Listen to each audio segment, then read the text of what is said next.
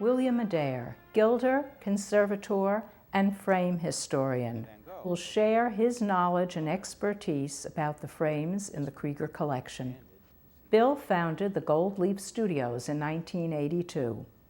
The studios concentrate on conservation of gilded artifacts, fabrication of carved wood, and architectural gilding. Internationally known, some of Bill's clients include Anderson House, the Baltimore Museum of Art, the Cincinnati Art Museum, the Corcoran, Phillips, National Gallery of Art, and embassies including Denmark, France, Germany, and Japan. But that just gives you a taste of the work that he's done.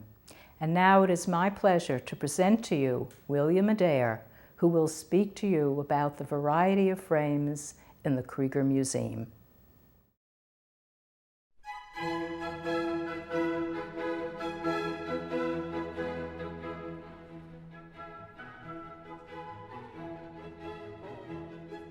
So this Cézanne painting has a very interesting frame on it as well. It's an antique frame that's been adapted. It's been cut. You can see the joint lines here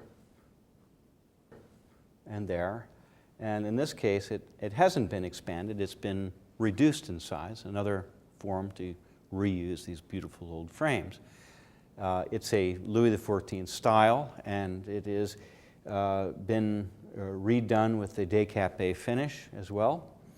And what's interesting about it is that the liner is a bit wider than the liners that we saw in the Monets, and it has a gilded edge along the side edge. So you end up sort of breaking up the light and having different degrees of reflection. The architectural element that you see here in the bottom frame, this detail, has a little bit of coffered ceiling, cross-hatching with punching done with metal tools. So you can see each individual frame was made for a specific painting, and here it works quite beautifully with the Cézanne.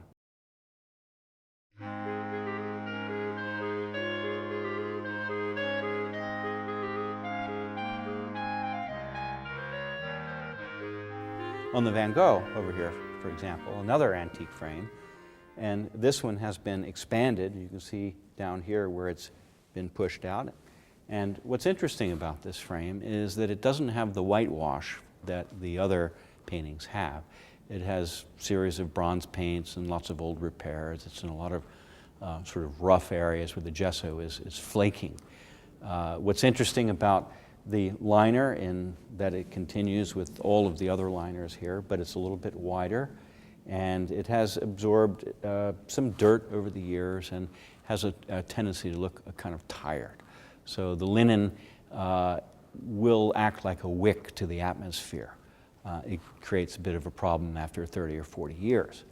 The greenish tones that you see on the frame here are actually bronze paint that is starting to oxidize, and the reddish tones are a different type of bronze paint or bronze powder that's very warm. So you have a lot of different colors going on the frame, as well as some of the original gilding. And some of the original dirt up in here, you can see some dark areas as well. So it makes it for a very interesting effect with the painting, which is very dramatic.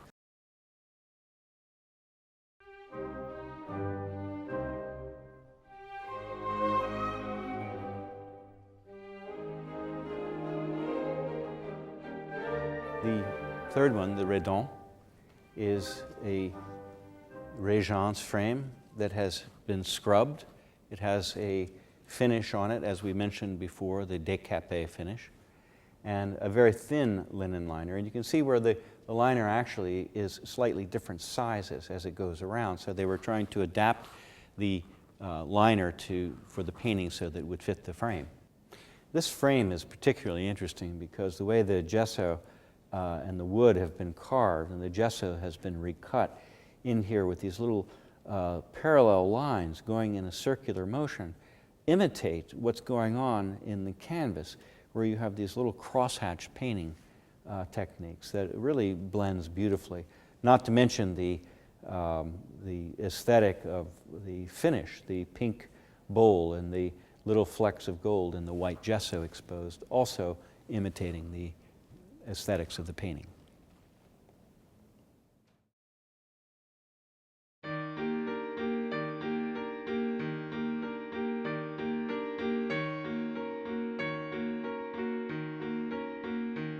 So this Picasso portrait head of a woman, is interesting to me for a number of reasons. The black frame on it is a replica frame. It was made probably in the 60s, but it has a crackle texture on it, a craquelure that's made by putting cornstarch into the gesso, and it makes the layers start to separate, and then it's given a coating of glue and it holds it all down. That texture is very important to the painting. There's also multicolors on the surface. It's really not black. If you look at it very carefully, you'll see that it's multicolored. There's sponged colors on this frame. The linen liner actually is not linen. It is a velvet liner, but it looks from a distance like old soiled linen. So there's a very interesting combination of textures going on here with this. Another principle that's interesting to note on portrait heads is that if the frame is at the same width as the head, then everything seems to be in balance. If the frame is smaller than the head, it makes the head look too large. If the frame is larger than the head, it makes the head look too small. So there's a wonderful proportion to this that seems to work very well, because you can see pretty much the width of the linen or the velvet liner and the frame is about the width of the face. So there's this principle of proportion and optical illusions, that perception on our part, that everything seems to work beautifully with this particular portrait frame.